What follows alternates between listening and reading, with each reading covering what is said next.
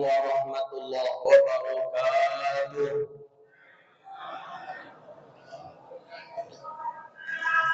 Alhamdulillahi wahibil atiyah, wassalatu wassalamu ala khairil bariyah, sayyidina wa nabiyyina wa habibina Muhammadin ibni Abdillah wa ala alihi wa ashabihi dhawi nufusiz zakiyah. Subhanaka la ilma lana illa ma 'allamtana innaka antal alimul hakim.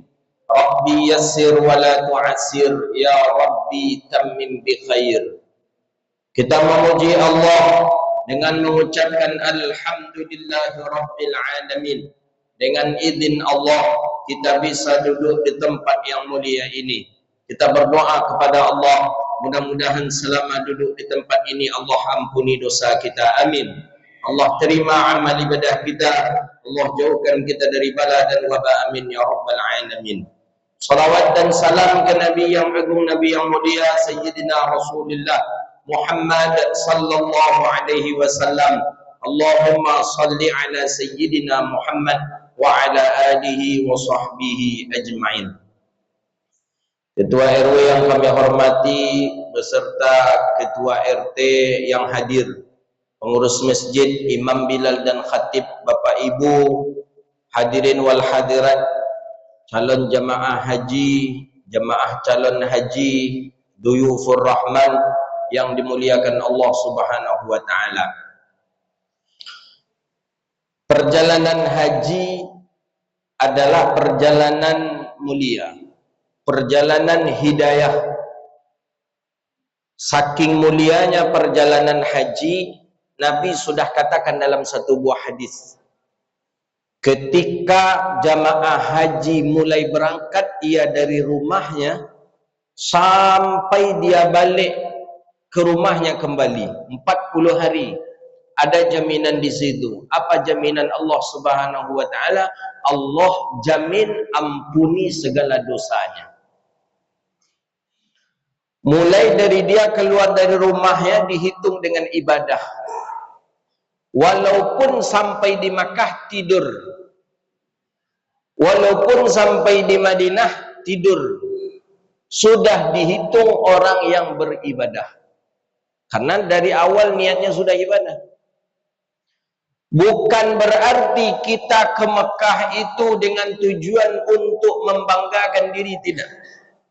Makanya dikatakan la yubahi fil mal.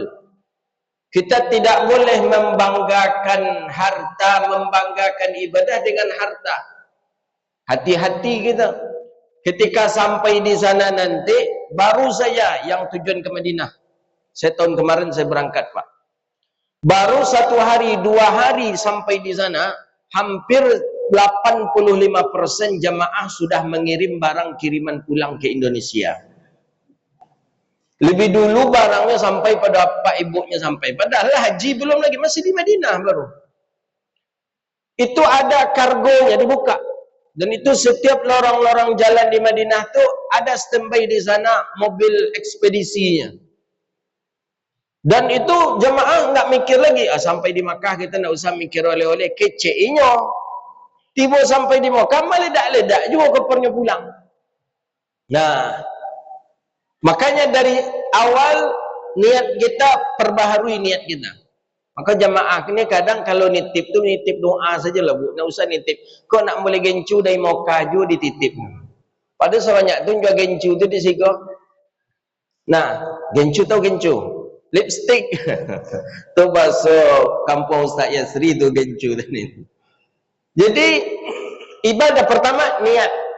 InsyaAllah dengan niat Allah jaga kita.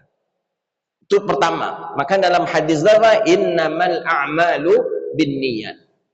Semua, maka dalam mazhab kita Imam Syafi'i, kalaupun berangkat haji belum bisa kita lakukan, tapi niat tetap hukumnya wajib. Jadi kita yang belum ada nih, belum mendaftar, belum mampu, belum apa, niat tetap wajib. Karena haji itu rukun Islam. Rukun Islam yang terakhir haji bagi yang mampu. Kita tak mampu untuk berangkatnya, tapi niatnya kita mampu. Maka niat hukumnya wajib bagi kita. Makanya niat dalam hati, ya Allah, aku ingin berangkat haji, ya Allah. Ya Allah, aku ingin, ya Allah, berangkat haji. Siapa yang punya niat, insya Allah, Allah mudahkan. Tapi jika ia tidak mampu dan usianya pun sudah selesai, ajalnya sudah datang, bara'ati zimmah, orang ini terbebas daripada azabnya Allah. Kenapa? Dia sudah punya niat. Tapi kalau niat tidak ada, kemudian ia juga tidak mampu berangkat, kemudian dia meninggal dunia. Nah, orang ini yang dikhawatirkan dengan meninggal dalam keadaan fasik. Kenapa? Niat ketana suci tidak ada. Makanya kata para ulama apa? Kalaupun haji besar tak bisa, haji kecil pun mudah-mudahan hendaknya bisa. Apa haji kecil? Umrah. Makanya ada ulama yang berpendapat umrah pun hukumnya wajib sekali seumur hidup. Sekali seumur hidup umrah wajib. Karena di sana dikatakan Baitillahil Haram. Kita mengunjungi Baitillah. Walillahi 'alan nasi hajjul baiti man istata'a ilaihi sabila. Nah, pertama niat. Ini yang penting. Niat, jaga terus niat. Tidak untuk berjual beli, tidak untuk membanggakan diri supaya dapat hajah, dapat haji. Enggak, itu enggak ada. Supaya tidak ada niat-niat apa yang lain di dalam hati, maka dari sekarang niatkan, ya Allah, aku berangkat haji untuk menyempurnakan Islamku, ya Allah. Tuh. Kedua, maksimalkan ibadah di tempat yang mulia ini. Ibadah di tanah suci dilipat gandakan pahala. Bukan berarti pahala dilipat gandakan kemudian kita balik dari Mekah tidak ibadah lagi. Enggak. Ada jemaah yang menyengaja di Madinah mengambil arba'in. Arba'in itu 40 waktu. Dalam hadis sebenarnya 40 hari. Tapi ada yang katakan dalam riwayat yang lain 40 waktu. 8 hari di Madinah. Salat 5 waktu berjamaah ke Masjid Nabawi. Itu sama dengan salat 40 waktu di Masjid Nabawi. Pahala salat di Masjid Nabawi berapa? 1000. Betul? 1000 pahala. Sekali salat di Masjid Nabawi sama dengan 1000 kali kita salat di Masjid Darul Aman. 1000 kali, Pak. Kalau 40 waktu kita salat di Masjid Nabawi berjamaah, berarti sama kita dengan salat 40.000 di Masjid Darul Aman. Nah, maka ada sebagian jamaah haji, mohon maaf Bapak Ibu, ada sebagian jamaah haji, setelah balik dari haji, dia tak salat lagi ke masjid, Pak. Naknya datang ke masjid lah dah. Apa nak nampak Pak Haji tu, Ibu Hajah tu nak ada datang ke masjid? Enggak, katanya lah. Dia tanya, untuk apa datang ke masjid? Katanya, lah 40.000 kali lah kami solat masjid tu, katanya. Nah, ni hati-hati nah. Maksimalkan ibadah. Apalagi ibadah-ibadah yang mungkin kita tidak bisa lakukan di sini, tapi bisa kita peluang di sana. Di Siko mungkin awak mengasuh cucu, tiba di situ kan ada mengasuh cucu dah. Di Siko kita mungkin menengok rumah, di situ tak ada menengok rumah. Di Siko kita mungkin berganti dengan kawan, menjaga orang sakit, di situ tak ada. Maka maksimalkan ibadah. Tapi memang yang namanya hawa nafsu itu tetap mengganggu kita agar kita tidak maksimal ibadah. Cukup macamlah. Makanya kalau bisa dari sekarang tadi arahkan niat sehingga kawan pun berjumpa di situ nanti yang tak searah dengan kita, insya-Allah tidak pengaruh. Dia kawan yang jadi masalah ini nanti nih. Awak kapai salat ke Masjidil Haram, kawannya ajak merokok di bawah, merokok aswatang lu geceknya lu. Di bawah maksudnya di hotel. Kalau di Makkah kita tinggal di shisha ini. Merokok bulolong. Siap merokok kau bis salawat lewat terin, ada bis salawat namanya. Bis salawat shisha itu lewat terus. Sehingga tak terasa dia lama bercerita, dia enak bercerita, lewat waktu. Apalagi Pak, musim haji selama 15 tahun ke depan ini tidak ada musim panas Pak. Itu sudah diumumkan oleh kementerian kemarin. Musim panas terakhir tahun 2025. Berarti mulai 2026 nih, 15 tahun ke depan, itu musim haji tidak jumpa dengan musim panas. Nah, makanya angin kalau di Arab, kalau tidak musim panas, tidak musim dingin, ya agak segar lah begitu. Tapi kalau musim panas agak gerah kita. Musim dingin lebih agak menyulitkan kita juga. Nah, maksimalkan ibadah. Kalau bisa, punya kita Quran yang pegangan kita dari Indonesia. Punya niat langsung dalam hati, aku sampai di Makkah, selama di Makkah atau Madinah selama perjalanan haji, ya Allah, aku mengkhatamkan Quran ini, ya Allah. Oh, itu hebat itu. Bisa khatam Quran, bisa. 1 juz 1 hari, tak bisa kita 1 juz 1 hari. Bisa 1 juz 1 hari. Kita contohkan saja 1 juz 1 hari. Dalam 1 juz itu ada 10 halaman, 10 lembar. Dalam 1 juz. 1 juz 10 lembar. Ketika kita sebelum subuh, baca 1 lembar sebelum subuh. Ini 1 lembar sebelum subuh. Setelah subuh, baca pula 1 lembar. Sebelum zuhur, baca 1 lembar. 1 lembar cuman. Setelah zuhur, baca pula 1 lembar. Nanti sebelum asar, baca 1 lembar lagi. Setelah asar, 1 lembar. Sebelum maghrib, 1 lembar. Setelah maghrib, 1 lembar. Kemudian ba'da isya, sebelum isya 1 lembar, kemudian menjelang tidur 1 lembar. Nah, 1 juz kita dalam 1 hari. Nih, masuk juz yang kedua. Jadi sebelum salat 1 lembar, setelah salat 1 lembar. Kenapa saya anjurkan memakai Quran pribadi? Quran pribadi itu insya Allah kita ada beban untuk menyelesaikannya, kan wak bawa dari rumah. Tapi kalau Quran kita ambil dari masjid, nah bekok wak baca terlampau banyak, rupanya hilang. Maksud hilang tu lupa kita batas tandanya yang mana. Karena Quran masjid, nah bisa kita bawa pulang. Tapi kalau kita bawa dari Indonesia, Quran kecil saja, nah insya Allah tu jadi pegangan kita. Khatam Quran Pak, apalagi besok khatam Qurannya di Masjidil Haram. Khatam Quran, sekali khatam Quran 70.000 malaikat turun mendoakan kita. Di tempat yang mulia, Masjidil Haram. Di tanah yang mulia, tanah haram. Dalam keadaan mulia, sedang haji. Mudah-mudahan bisa khatam Quran sedang wukuf di Arafah. Karena di Mina tak begitu banyak kegiatan kita. Di Mina cuma melontar jamarat, habis itu balik ke tenda lagi. Di tenda tak banyak amalan. Kalau orang yang memang betul-betul memiliki ilmu, bisa dia murajaah, membaca kitab, membaca buku, membaca hadis. Kebanyakan kalau kosong, tak tahu kegiatan. Itulah mengopi, merokok, menuang-menuang. Akhirnya belum selesai haji, pahala haji lah habis. Dia apa dia terlampau wacok, duduk je kawan. Membuka aib orang pula kita lah. Bahkan, mohon maaf, tapi jemaah haji kita jarang saya lihat. Jemaah haji negeri lain. Mohon maaf. Alunnya pulang ke Indonesia lah, ibu-ibunya lembuka tendanya di hotel. Lembuka jilbab. Balik dari Arafah, balik dari Mina, kan kita tawaf ifadah. Setelah kita tawaf ifadah, lah habis tu, selesai haji. Tahallul, dah selesai. Itu tahallul sani namanya. Selesai haji.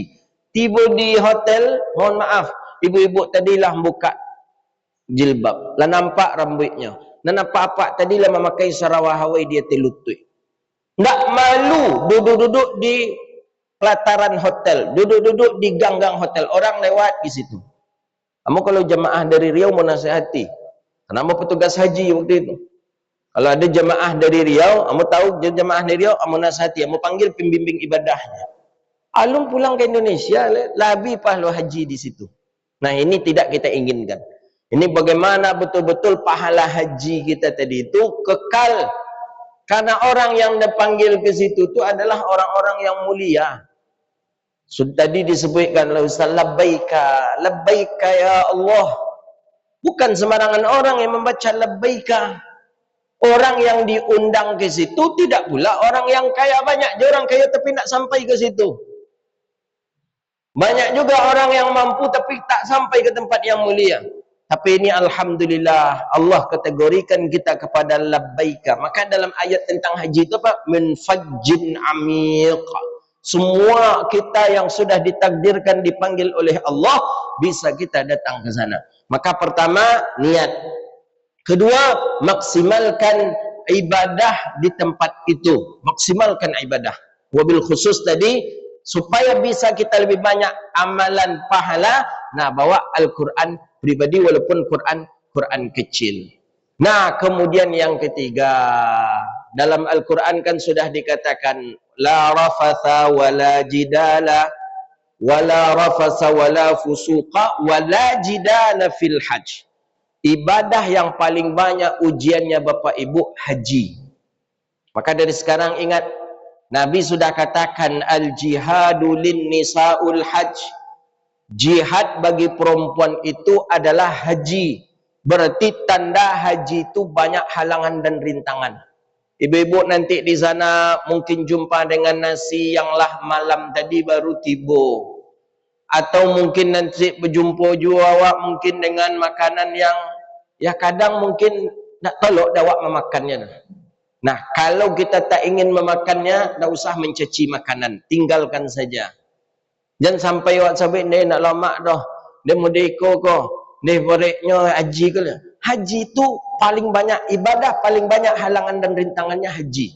Kadang baru awak di bandara barulah payah. Baru sampai di Batam lah banyak dicek, sadunya dicek. Awak lah namanya orang tua kadang lupa letak tas cik lah tinggal. Tas dan cik kalau tak bawa paspor entah di mana letaknya. Marah-marah, galau, lambek datang nasi. Lambek datang, ya Allah, ujian itu dari sekarang ditanamkan. Supaya apa? Supaya tiba di situ kita tidak kalang kabut dan tidak marah-marah. Ujian ibadah yang paling berat adalah haji.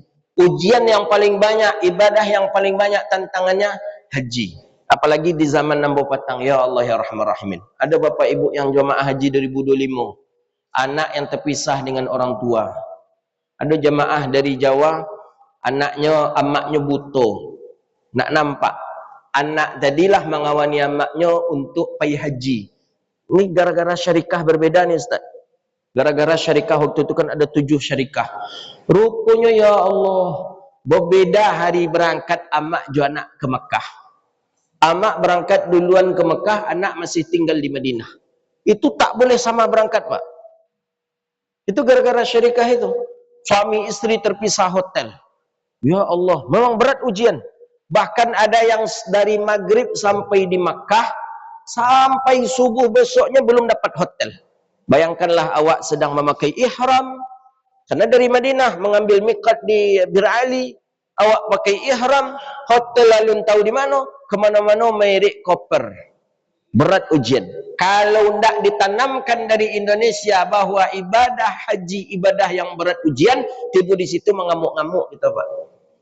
Marah-marah, keluar sumpah serapah, kita ancam petugas haji, kurang ajar, apa. Nah, itu tuh. Maka dari situ supaya ujian itu terjadi, yakini dari kini bahwa haji itu ibadah yang paling banyak ujiannya. Banyak ujian.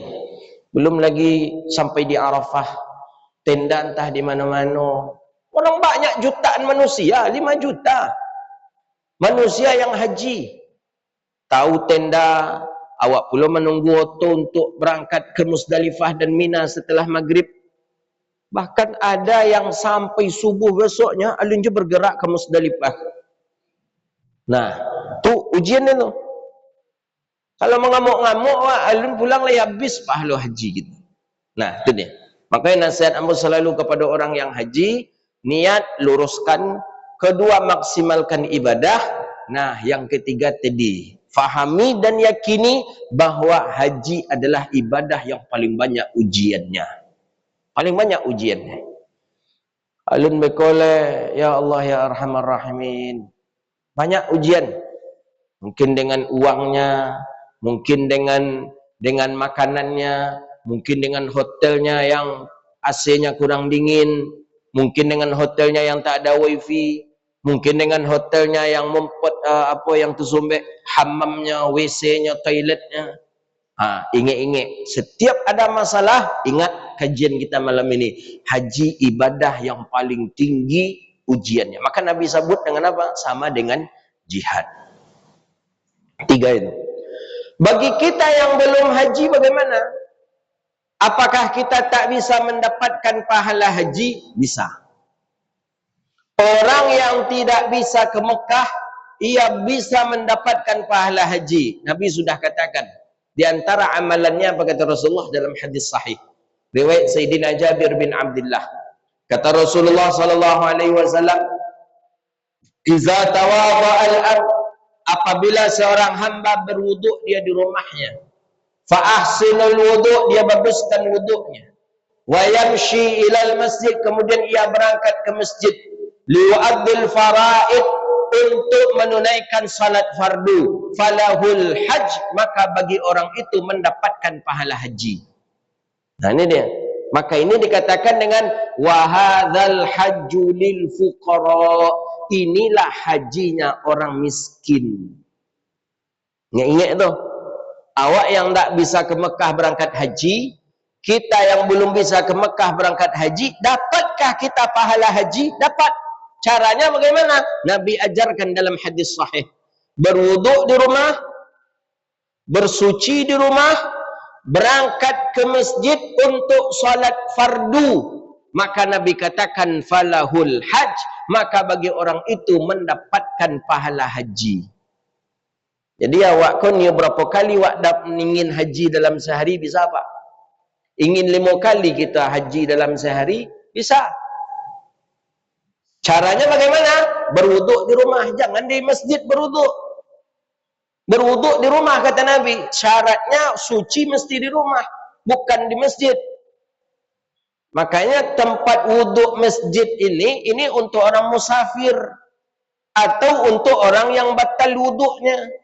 Kalau kita orang mukimin, wuduk kita di rumah. Nabi jamin orang yang apabila dia berwuduk di rumah, berangkat ia ke masjid mubasyaratan, ke masjid itu langsung, tak boleh singgah-singgah. Kalau singgah lawak ke kedai dulu, singgah lawak ke rumah orang dulu, tak jadi awak dapat pahala haji tu, Pak. Jadi kalau ingin mendapat pahala haji, bersuci di rumah, berangkat ke masjid mubasyaratan, langsung, falahul hajj, orang itu mendapatkan pahala haji. Jadi kita maghrib bisa dapat pahala haji, subuh bisa dapat pahala haji, isya bisa dapat pahala haji. Maka dikatakan hadzal hajju lil masakin, inilah hajinya orang-orang miskin. Nah, jadi jangan awak pakai hati pula lah. Oh nak bisa kami ke Mekah awak nak dapat pahala haji. Ada Nabi berikan. Wa hadzal hajju lil masakin, hadis sahih. Makanya ada orang yang kaget dia Pak, menengok amalan ninya. Ditengokkanlah amalan. Kan ketika kita meninggal dunia dalam hadis itu, mulai saja kaki dimasukkan ke dalam lahat, mulai ditengokkan amalan-amalan kita. Rupanya ada amalan kita yang pahala sebanyak-banyaknya haji. Haji. Nya heran, dia tak pernah sampai ke Mekah. Tapi pahala amalannya sebanyak-banyaknya pahala haji. Sehingga dia bertanya kepada malaikat, "Ya malaikat, hadza laisa kitabi." Malaikat, ini bukan catatan amalan aku. Aku tak pernah berangkat haji. Aku tak pernah ke Mekah. Ini bukan catatan amalanku. Kata malaikat, hadza min fadli rabbi. Kata malaikat, ini catatan amalanmu dan ini adalah anugerah Allah untukmu. Apa yang dikerajokannya? Rupanya itu yang dikerajokannya. Setiapnya kena ke masjid, inya berwuduk di rumah, bersuci di rumah, berangkat ke masjid, dapat dia pahala haji. Nah gitu ibu. Cuman memang ditulis di mukonya ha tu ya tak bisa no. Hantu tu hanya kan itulah no. Ha tu memang harus ke Arafah kita. Tapi kalau untuk pahala yang sama bisa. Kalau untuk pahala yang sama dapat mubasyarah. Bahkan di hadis Nabi katakan apa dalam hadis sahih? Dalam hadis sahih Muslim, "Idza kharajal 'abd min baitihi", apabila seorang hamba keluar dari rumahnya untuk masjid, keluar dari rumah ke masjid melaksanakan salat fardu, dan ia bersuci di masjid, di rumahnya, berwuduk dia di rumahnya, kemudian dia berangkat ke masjid. Mulai dari pintu rumah, yad'ul malaikata bidu'aan, malaikat mendoakannya dengan dua doa, dan diulang-ulang oleh malaikat dua doa itu. Apa doa itu? Allahumma ufir lahu, Allahumma arhamhu, Allahumma ufir lahu, Allahumma arhamhu. Mulai dari pintu rumah kita lah didoa awak dan malaikat tadi. Kalau kita bersuci di rumah, ya Allah ampuni dosanya, ya Allah sayangi dia, ya Allah ampuni dosanya, ya Allah sayangi dia. Hatta yaqufu ala safin, kata Nabi, sampai orang itu berhenti di saf untuk salat. Ketika inilah berhenti di saf untuk salat, barulah malaikat berhenti pula mendoakannya. Bayangkan, dari rumah tadi malaikat mendoakan kita, ya Allah ampuni dosanya, ya Allah sayangi dia, ya Allah ampuni dosanya, ya Allah sayangi dia, ya Allah ampuni, sampai di saf. Makanya ulama katakan apa? Mubasyarah, langsung dari rumah langsung ke masjid. Jangan singgah awak di lapau, jangan singgah di rumah orang. Kalau singgah awak di kedai, ke malaikat lah mendoakan awak dari rumah. Tu sampai di kedai tadi, dan tu kecek malaikat sampai siko dan mendoakan kau nya mati lah lagi malaikat. Nak lanjut indah pulang lagi je malaikat pula. Nah, tu. Jadi ada amalan yang pahalanya sama dengan haji. Nah, itulah dia. Nah, maka oleh karena itu Bapak Ibu yang dirahmati Allah, mudah-mudahan yang berangkat haji Allah sihatkan dan afiatkan. Allah panjangkan umur. Allah selamatkan dalam perjalanan balik pulang ke negeri kita. Mudah-mudahan mendapatkan haji yang mabrur. Allah jaga niatnya, Allah maksimalkan dalam ibadahnya, dan mudah-mudahan kuat dalam menghadapi ujian dalam ibadah. Kita yang belum berangkat, mudah-mudahan Allah takdirkan pula bisa melaksanakan ibadah haji suatu saat nanti, dan kalaupun tidak, mudah-mudahan dengan mendapatkan pahala haji pun hendaknya Allah mudahkan untuk kita. Amin ya rabbal alamin. Itulah kajian kita, mudah-mudahan bermanfaat. Bismillahirrahmanirrahim. Alhamdulillahi rabbil alamin. Wa sallallahu wa sallam ala sayyidina Muhammadin wa ala alihi wa sahbihi ajma'in. Allahumma anzilir rahmatan wa maghfiratan wa barakatan alaina khassah wa ala al-muslimina 'ammah birahmatika ya arhamar rahimin. Ya Sattar ya Sattar ya Sattar, ustur uyubana bisatrikal jamil. Ya Razzaq ya Razzaq ya Razzaq, urzuqna bihalalan tayyiba. Ya Ghaffar ya Ghaffar ya Ghaffar, ighfir lana dhunubana warhamna wa anta khairur rahimin.